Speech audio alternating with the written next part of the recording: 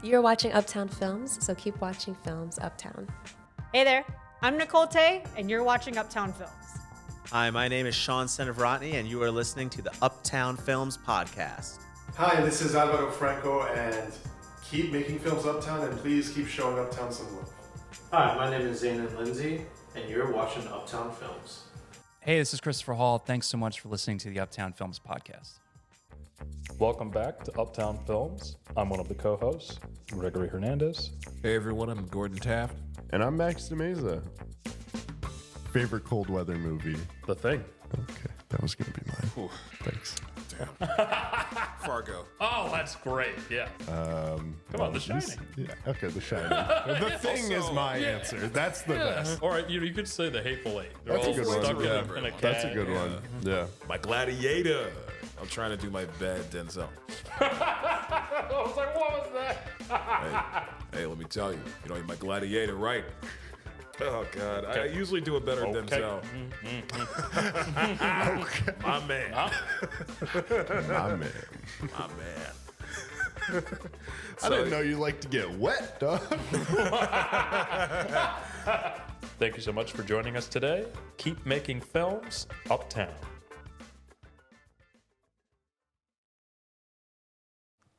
Hello, everybody. Hey, Gordon. Hey. Hey. Welcome back. Yeah, it's good to be back. Yeah, after a brief hiatus, and we have a new host with us. Hey, everybody. Hey. You want to introduce yourself? Sure. My name is Bernadette, and I am the social media manager of BICC, and now I am one of the contributors of the Uptown Films podcast. And so it's nice to see Max and Gordon here as well, too. And I'm looking forward for good discussion, good talk. Yes, absolutely. We love a good talk. Yeah. And speaking of talk, Gordon, we got some sad news to talk about first. Yes. As many of you already likely know, Robert Redford, a legendary actor, movie star, Butch Cassidy and the Sundance Kid, The Sting, All the President's Men, Indecent Proposal, Spy Game. He had passed away recently at the age of 89. He passed away, I believe, on, was that the 12th? It was, the 16th. Now I feel ridiculous. That's okay. But yeah, it's kind of strange to have this major figure, especially one who is so politically relevant as an artist, as a public figure, somebody who often fought very much for progressive causes, and that lines up with his films and his image as a movie star. I mean, All the President's Men is one of the titles I mentioned, and of course you could throw in The Candidate as another one. The Candidate's terrific, by the way. Check it out. Robert Redford, along with being this huge movie star and having, sharing the screen with many great leading ladies, Natalie Wood, Meryl Streep, Glenn Close, Jane Fonda. Yeah. Need I say more? There's a great article I would recommend everyone checking out. It's from Star Magazine, and it is about what you're talking about. It's all the leading ladies that he has shared the screen with, talking about Robert Redford. Nice. Great quote from Meryl Streep that he was the yeah. best kisser she met in the movies. So just to put that in perspective for you. Nice. Also, my mom's first quote when I told her the news, she said, "Oh, my oldest heartthrob." So yeah, he had a special place in a lot of Americans' hearts. Oh, yeah. Definitely one of the best leading men Yeah, in terms of acting, just all around. I know movies like The Way We Were, Out of Africa, all those movies. And just like his work as a philanthropist and putting together things like Sundance is important. And the fact that he was also an environmentalist. So he was kind of really ahead of his time with all these like different causes and really putting those causes on the map, both on screen and off screen. So we definitely lost like a huge legend. For sure. And one of the last pretty much kind of like leading men in that era. That Silent Gen cohort of like, I mean, he was, it was kind of a thing like where you had that archetype of the socially conscious liberal Yes. type of celebrity. Yeah, I was just thinking about that. Paul Newman, his buddy Paul Newman, Warren Beatty. You know, definitely. Those are like some major examples. Burt Lancaster you could throw in as an example. Yeah, absolutely. And all their movies would, well, maybe not all, but they would have these personal projects where it would be like, this is explicitly about climate change. And I'm going to tell you what this is like, why this is bad and what we need to do to fix it. Yeah. Whereas I feel like that's like less in vogue now. Or like now it's like the people who, it's a tricky thing because there's a certain sincerity you have to like express it with. Right. You can't feel like a con or somebody's trying to jump on a bandwagon for the sake of cachet. And they didn't feel like that. Yeah. And that's very valuable. Of course, you mentioned Sundance earlier. Yeah, he started Sundance in 1980. Changed independent cinema a great deal. I mean, Sundance essentially became the bedrock of what independent cinema has been for like the past, you could say, 40 years or so. It's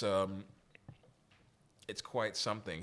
I'd seen video footage of him talking at the most recent Sundance, and he still looked great, and was still, you know, just comfortable speaking and like. Yeah, he was still acting up until a few years ago. Yeah, I mean he'd been spending more time with Sundance, what I read, just focusing on the organization a little more directly. Yeah. But with Sundance, we literally. I mean, it's kind of become a cliche in independent cinema, you know, the Sundance movie. Right. You know, there's things. Little Miss Sunshine. The Little Miss Sunshine. The Little Miss Sunshine of it all. The Juno of it all. Yeah. It's funny how the Sundance movies like went from like, you know, Tarantino to the sort of quirky comedy about almost families. Like saccharine. Sometimes saccharine, like, and then like you get like, you know, the quirky coming of age film. Yeah, like there's so many filmmakers who got their start at Sundance. Quentin Tarantino, Kevin Smith, Richard Linklater. The Link. You know, yeah, his impact, like as an actor, obviously is huge for just like how incredible of an actor and a movie star. Because I feel like those are kind of two different things, and the fact that he was able to blend those together. Yeah. Right. They're tied together, but yeah, they're not the same exactly. Yeah. Like, let alone set that aside, like the Sundance part is insane, and I feel like a lot of people didn't even know that, like, until he died. Me being one of those people. He really did put a lot of like independent filmmakers on the map with Sundance Film Festival, and I think that also shows his passion for the artistic expression of what film can be, and being able to show many different perspectives. In addition, like what you mentioned, I know he directed movies like Ordinary People, and it's one of like the earliest films that depicted issues about mental health in such a nuanced and way. So he really did have like a passion for all these different social issues. And with Sundance, he was able to show that, as well as allow other people to show that in their own work. So. Right. And I mean, in terms of his directing career, you could talk about, I mean, Ordinary People, A River Runs Through It with Brad Pitt, who many often compare to Redford. You have Quiz Show, which I've seen. That's a great film. That's John Turturro and Ray Fiennes. And on top of that, I'd like to get to what's everybody's favorite Redford performance. Mine is All the President's Men. Yeah, that's a good one. I love that movie. But honestly, 3 Days of Condors. That's a great film too. Yeah. And he's great in it. Oh yeah. Like I saw one review about All the President's. Somebody wrote a piece on Redford recently, and they mentioned that All the President's Men. And the interesting thing about it is that you kind of see thinking in motion. Yes, I think I read that same piece. It was really good. Like how he receives information like on the phone. Right. It's just him. Like he's so agile in those moments. Yeah, and that's what I mean. Like blending the movie star with the acting, because it's like you want to just look at him and just like whenever he's on the screen, but he's also like able to like show these kind of complex things. Yeah, he with offers his face. substance. Yeah, exactly. Absolutely. But what about you, Bernie? Yeah. I would say personally, my favorite Robert Redford is The Way We Were. I think I love the dynamic between Robert Redford and Barbara Streisand's characters. The fact that, and it's so funny because like in the movie he plays like the rich, conservative. So it's pretty much like the opposite of everything that he was in real life. Right.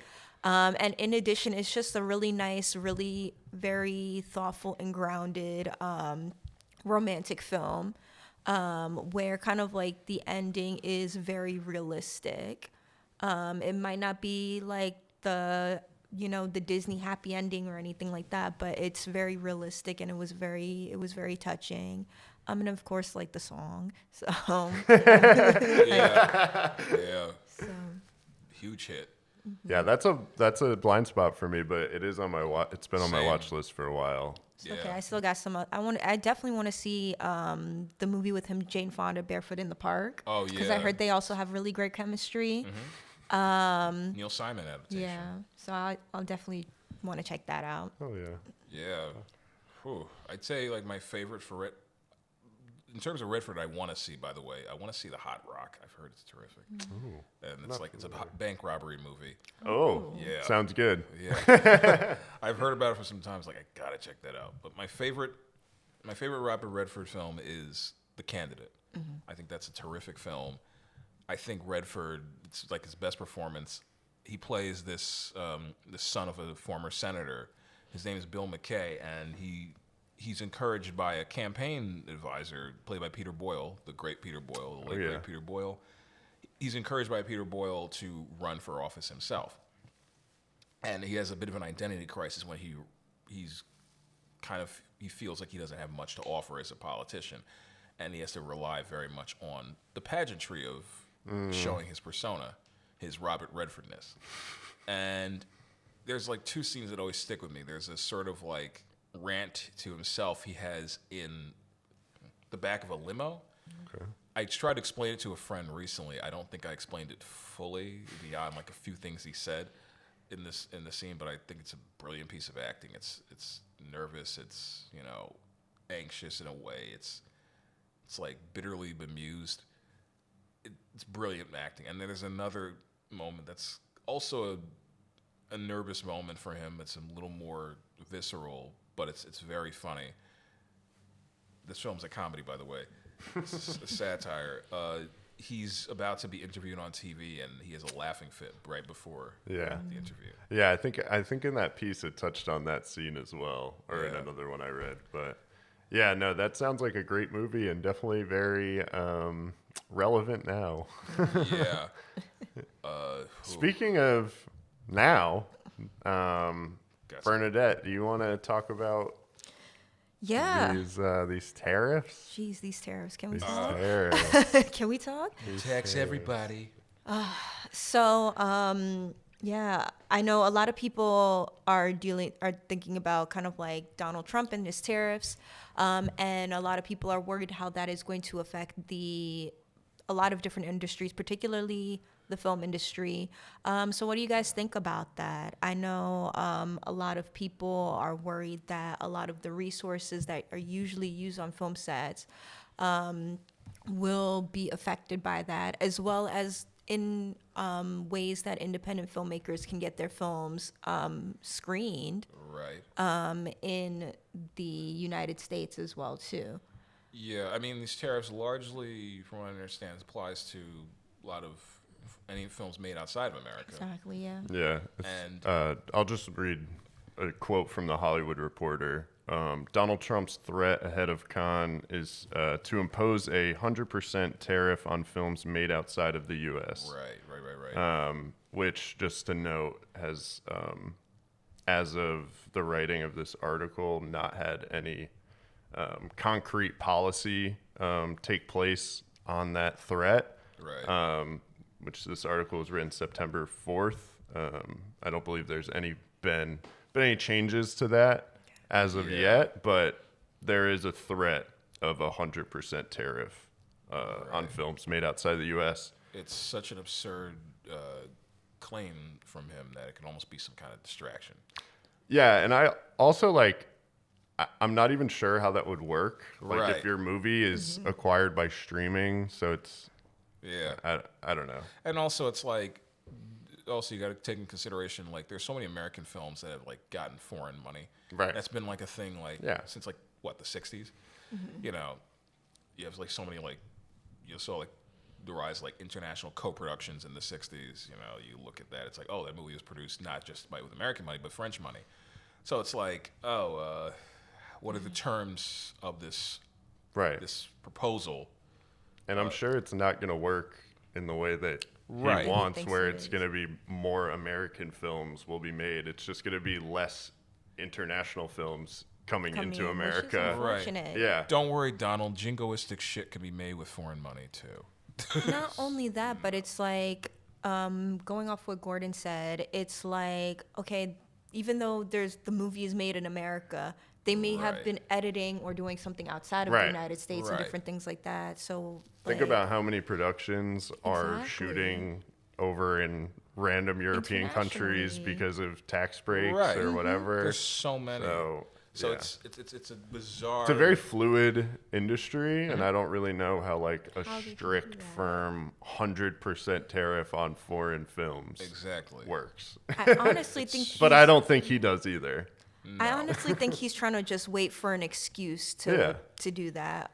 True. Going on with the other things that we're going to be discussing, but like I think, like I agree with you guys. I don't think this is going to be very helpful. I think it's going to be detrimental to the film industry, and it's not gonna work. Yeah, and there have already been like, for example, in Canada, their film awards just I think eliminated the foreign actor eligibility for their Best Actor award, which a lot of American actors were eligible for. Yeah. So that's like an example of another country taking action to, institute a trade war Right. in the film industry. So Yeah. that's just like another scary thing that could happen where it's like, American filmmakers are only filming and making movies in America, and there's less people coming from other countries in, Right. which will just ruin and monogamize or homogenize the film industry. Yeah, Absolutely. I agree. I think it's part of a larger thing that's going to be happening, particularly with all forms of media.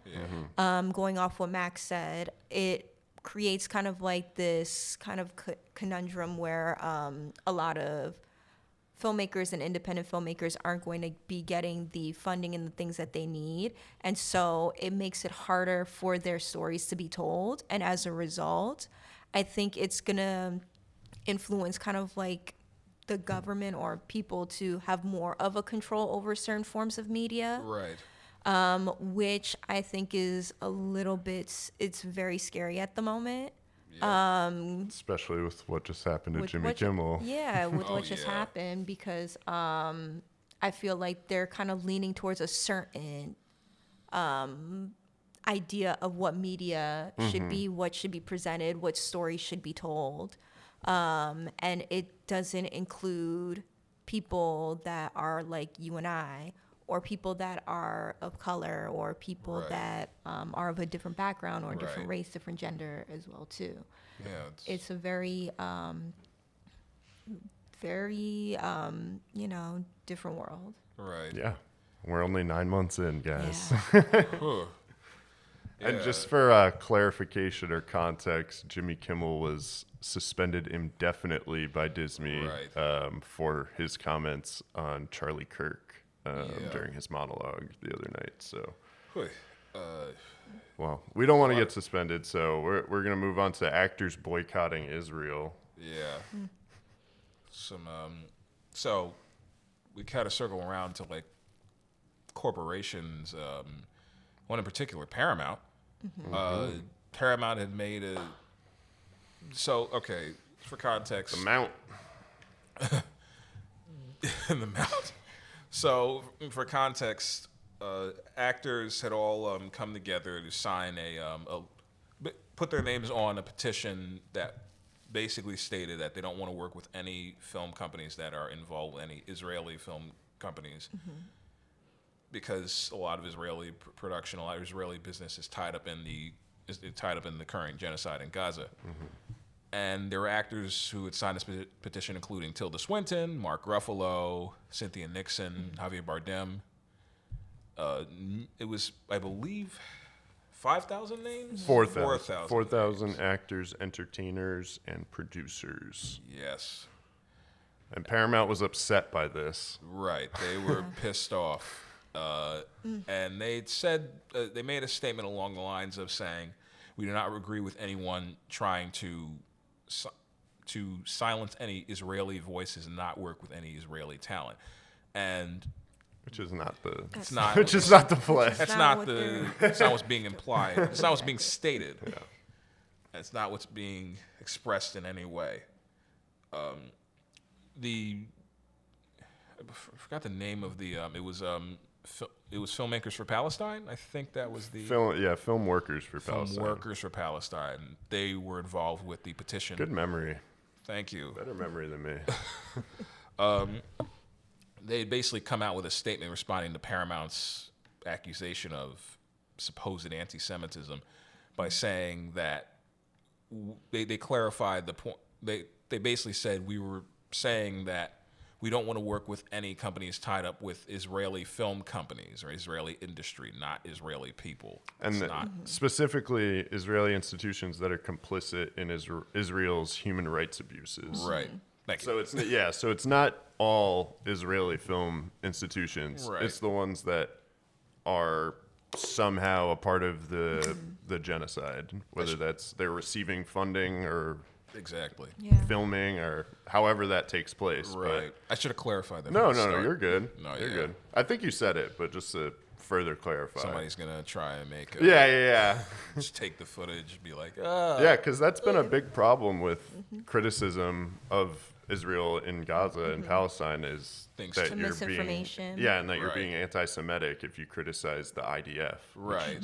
Ridiculous. There's a difference between people are not the institution. Right. Exactly. You know, that's the thing. Yeah. It's like when you criticize Russia, like you're criticizing the Russian government. Right. You don't care about Vlad or Ivan down the street. Like, you know.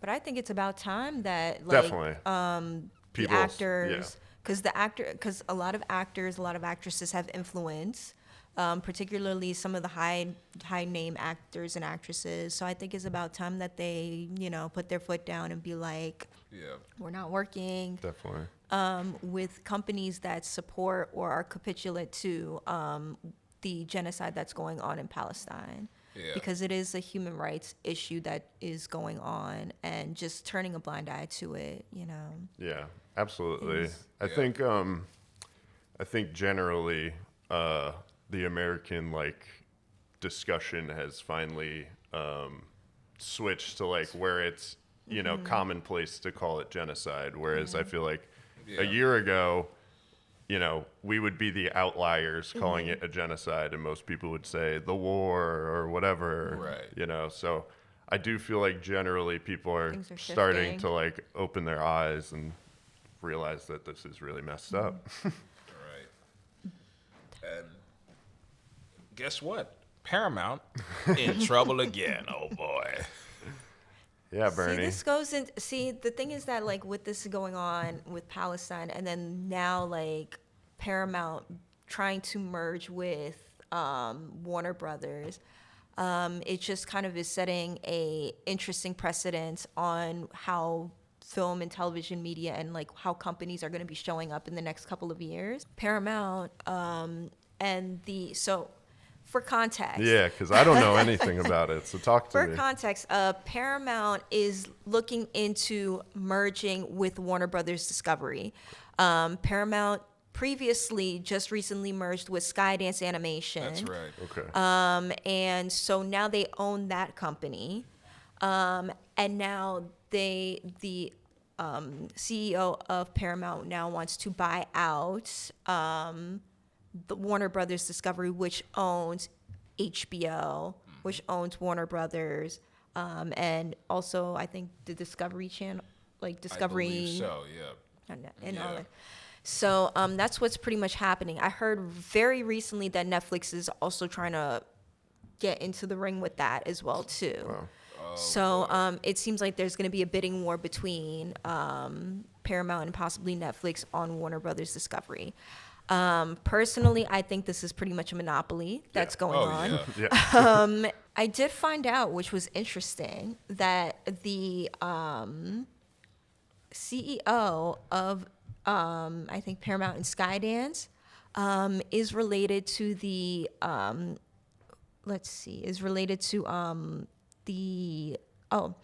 it was David Ellison. Oh yeah, his sister Is related to Larry Ellison, who is now the richest man, who overtook Elon Musk as the richest man. Whoa. Wow, that's scary. Who is this guy?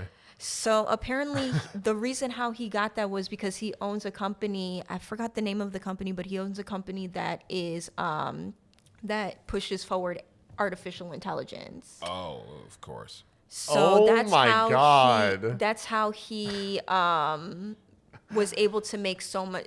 Was able to make so much money and overtake Elon Musk as the richest man in the country. I hope David doesn't use Larry's technology to make movies. That's so I was looking that's into this a little kinda- bit, and it's kind of a little. The company's called Oracle Stargate. Oh, I've heard of it. Is that the one Yes. that does the pictures? I think so, like the media and stuff. Yeah. We're getting a nod from producer Gregory. Yes, we are. Producer mode. So that's what's concerning me. That's definitely what's concerning me about this merger that's going on Right. between Paramount and Warner Brothers Discovery. You're gonna make me put my conspiracy hat on. Yes. So that's like I'm not a conspiracy theorist, but that's a little bit concerning. Yeah. So Also, quickly noted, David's sister, Larry is David's brother? Or is Larry Ellison is the father of father. David Ellison, who is Got the you. owner of Paramount. Skydance, right? Right. And David Ellison is related to Megan Ellison. Megan Ellison is one of the founders of Annapurna Pictures. Annapurna is a major, they're still around, I believe, but they aren't distributing like they used to. They've been a major producer on many Best Picture nominated films. American Hustle, I believe Her was produced by Annapurna. They just produced and distributed stuff like Sorry to Bother You and If Beale Street Could Talk. So yeah, Megan Ellison's been like a major film producer for some time. Wow. Has produced a lot of major films in the past, like 10, 15 years. I mean, yeah, if my brother was David Ellison, I think I would be a major producer as well. Yes. He's also produced stuff like Top Gun Maverick That's and right. that new one, F1.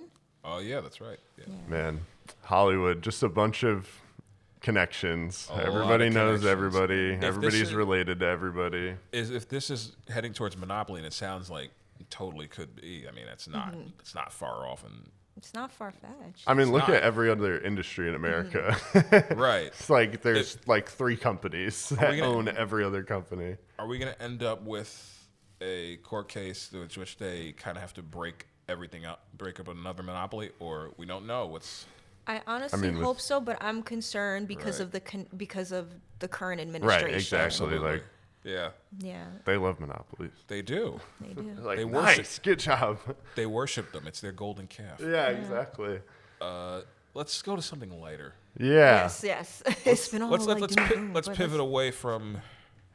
Let's hit the Emmys. Hell Yes, yes. So, Yeah. Bernadette, I know you heard a little bit about the kerfuffle with the hosting. Yes. Gordon, this will be your first time hearing it, so I'm excited to present this. All right. So, the host was Nate Bargatze. Yeah.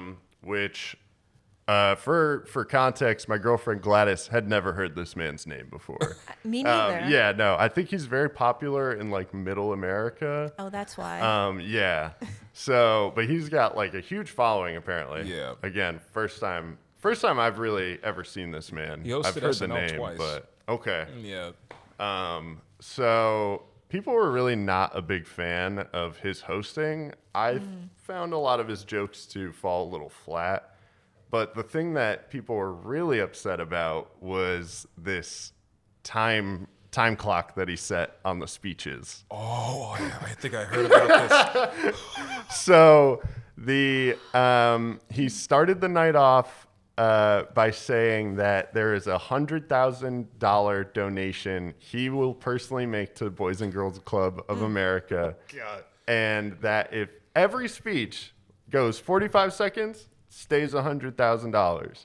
If it goes every second that it's under 45 seconds, they'll add 1,000. Every second that it's over, they take away 1,000. Right. So, Ooh. Gordon, do you think they finished net positive or net negative on the night? So here's the thing. I didn't realize I had heard the story till you started mentioning it. I don't know every detail, but I know that they ended net negative. Oh gosh. They did. They ended, let me get the exact number, negative $26,000.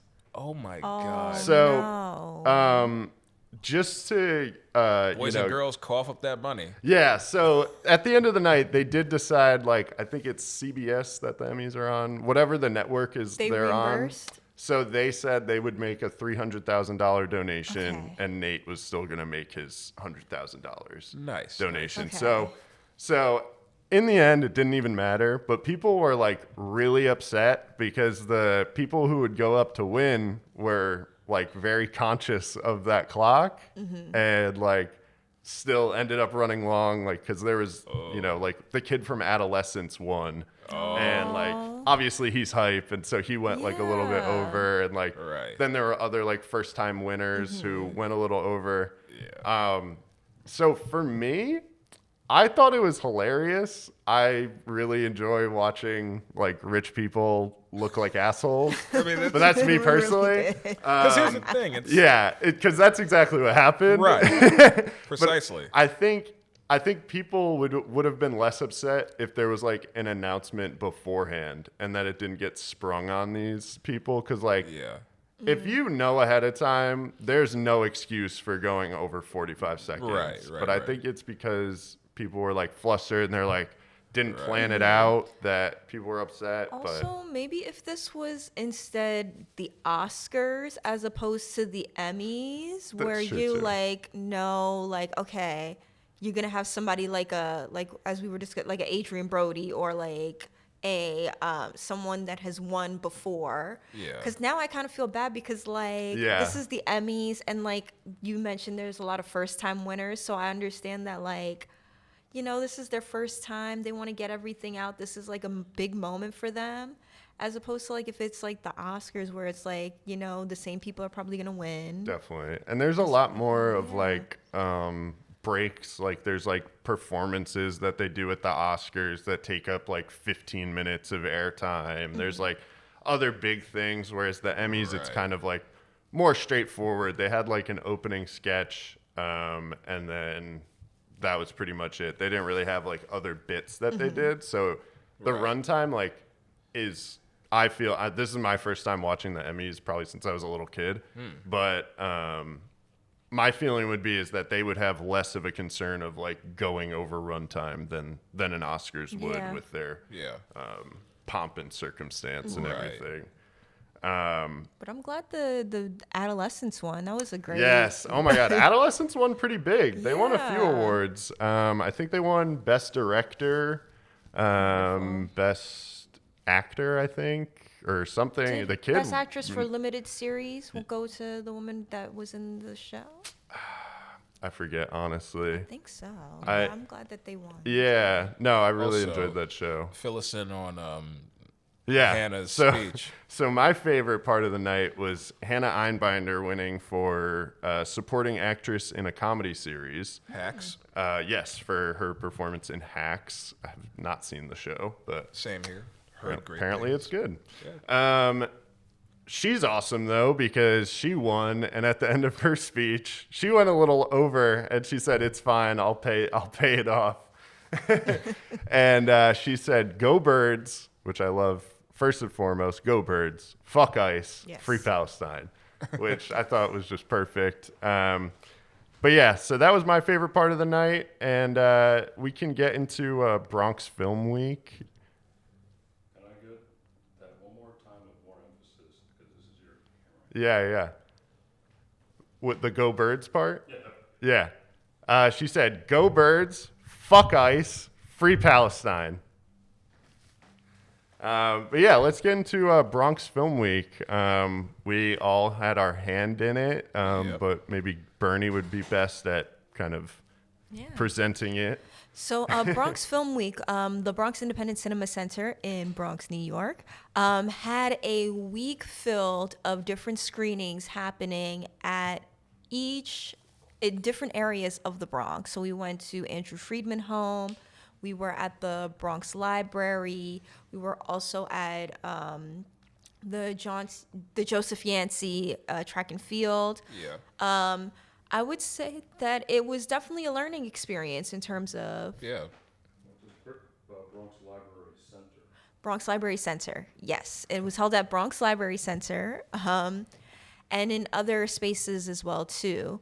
And so I think I would say it was definitely a learning experience. This was our first inaugural event for Bronx Film Week, and we were able to screen a majority of the films. There were technical issues, so it's definitely something that we can learn and grow from the next time.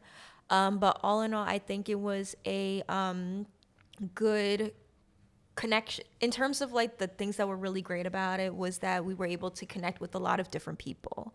So I know the event kicked off on September 12th with our film hangout, sponsored by Filmmaker Fridays. Right. We were at Walnut Bar and Grill. Shout out to Walnut Bar and Grill and Oscar for hosting the event there.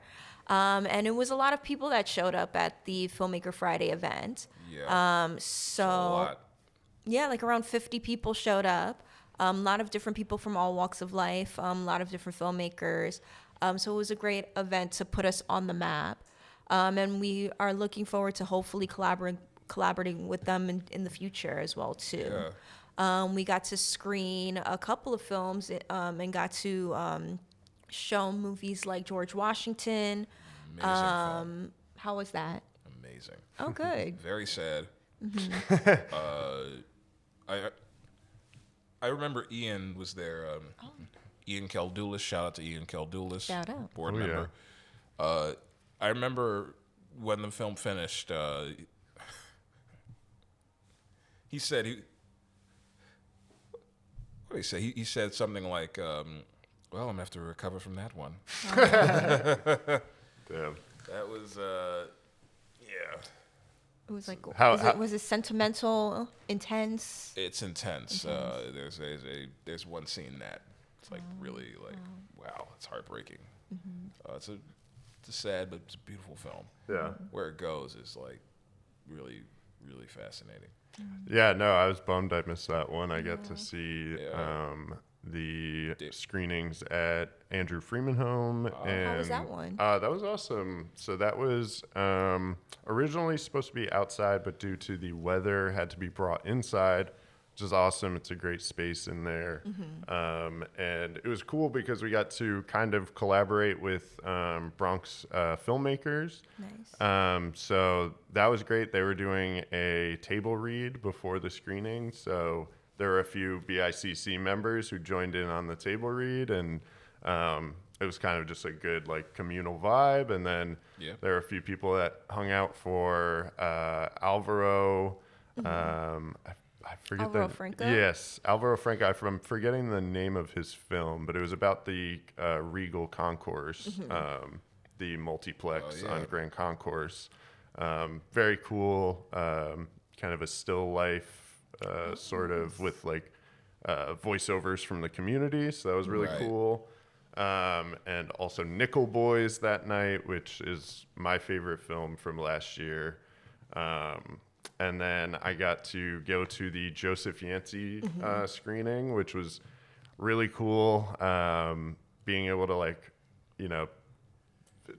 initially attempt to show a screening in front of Yankee Stadium was really special for me, being a lifelong Yankees fan. And, I got to take a picture and send it to my dad, like check out where we're screening. So that was a really cool moment. But yeah, no, it was a great series. I'm hoping next year I can get to all of them or at least a few more. But we are definitely looking forward to doing it next year. Yeah, and what film we saw at Joseph Yancey? Yes, sorry, That's At Night right. by At Night. Zoe Simone. Yes, that was a Thanks. good one. Yes, I that was enjoyed a good it. one. Yes. Yes, Zoe Simone has been a guest on the show Yes, before. friend of the podcast. Friend of the pod. She shout she out. was here to talk about it at night back when we first had her as a guest. Yes, go check out that episode. Yeah. We're Some hoping really cool filmmaking. We're hoping for more good times. Absolutely, yes. More Zoe Simone. So I know we're a little short on time, but I do want to briefly get to New York Film Festival. But before that, Yeah. New York Latino Film Festival. Is Yes, New York currently- Latino Film Festival is wrapping up Yeah. this week, Yeah. or this coming week, I believe so. I believe so.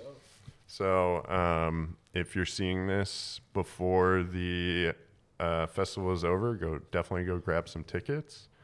It is Hispanic Heritage Month here, and Yes. we have been celebrating that at the Yeah. BICC. Absolutely. So definitely, if you are able to, grab some tickets for that. And if not everything is sold out for New York Film Festival by the time you're seeing this, definitely grab some tickets for that. Yeah. I hope to see some people at Barrio Triste. Yeah. I know you guys are having a tough time signing for tickets. Yeah, Gladys. it took. Yeah. Long story short, I was at work, and my girlfriend is a graduate student, so she spends her days at home doing her schoolwork, and then she goes to class. So she was able to wait online for 4 hours. 4 hours? Yes, Ooh, literally. wow. Okay. Hell Yes. of a wait. Yeah, so she had that tab open for 4 hours and was just chilling, waiting for it to come to her spot, and was able to grab a couple of tickets, but a lot of things were sold out by that point. So, Yeah. I know that's how things work with, people who want to go to something and has limited capacity. Yeah. But obviously, you would hope that it would be a little easier. Yeah. I think it was even quicker getting U.S. Open tickets this past year, which I had to wait for like an hour or two. How was US Open? I didn't go because I wasn't paying like $250 because by the I time feel I you. got up to my spot, it was all resold tickets. You But- need to go to the fan week. It's like the free event. I know there's like no official games playing, but Yeah. the fan week was Did you fun. go? I went to fan week. Oh, hell yeah. Nice. Yeah, I You had went. a good time? It was fun. Okay. Yeah, I'm not usually a sports person. I'm more of a art kind of person. Yeah. But Yeah. it was fun. It was exciting. Okay. In the evening they had a block party. Got to see D Nice and Damn, that's Beverly cool. Beverly Bond, DJ Beverly Bond there. Yeah. Damn, Alright. that's cool. That was Okay. cool, yeah. So next year. All right, we'll go to Nice. fan week. And it's free. And it's free. Yeah. Anybody? What are you guys looking forward to at NIF, New York Film Festival? Definitely Barrio Triste. That is number one for me. I think it'll be really cool. It's about a journalist in the 80s who goes to a very poor neighborhood in Medellin, Colombia, and gets his camera stolen by a gang of unruly children. And the entire film is what those kids shoot afterwards. So it sounds very like Harmony Korine, Larry Clark coded. And Gordon brought up Bicycle Thieves as well. Yeah. Definitely a little bit of that in there. So super excited. It sounds pretty raw. nice. The great thing about New York Film Festival, you always have like stuff from other major festivals come through Yes, that yeah. preceded. And of course, there's things that are premiering for the first time. And this is you can say this about any festival really, except Cannes. Cannes has to always have a debut. But there's a Cannes movie, Sept, that's going to be at New York Film Festival that I want to check out.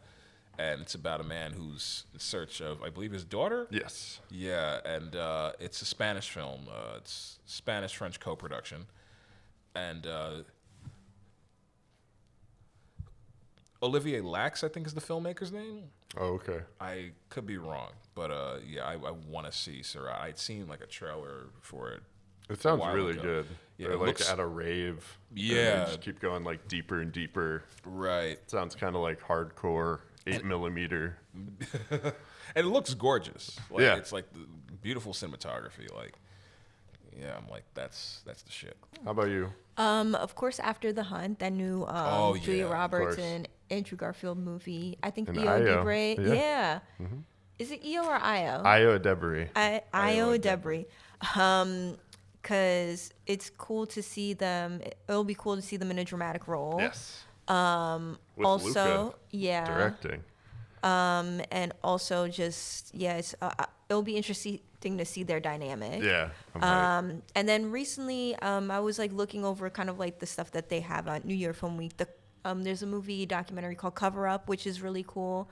I've always been interested in kind of historical stuff of the 20th century, and it's dealing with like a journalist during like the Vietnam War. Yeah. Very cool. So Sounds awesome. that would be very intriguing to see, especially with like journalism in that time being so like prominent during that era. Yeah, that sounds really good. They always have good docs. Last year, me and Gladys saw Dahomey, which is about I've African heard. art being repatriated back to the nation or the country of Benin. That was really good. And there was a few docs in Palestine that were all sold out by the time we were getting tickets, but we were really looking forward to those. Yeah. But yeah, I think that's pretty much it for us. Yeah. Now we're gonna get into our interview. Allison Worrell. Yeah, Yes. I'm excited. Yeah, enjoy. Yes.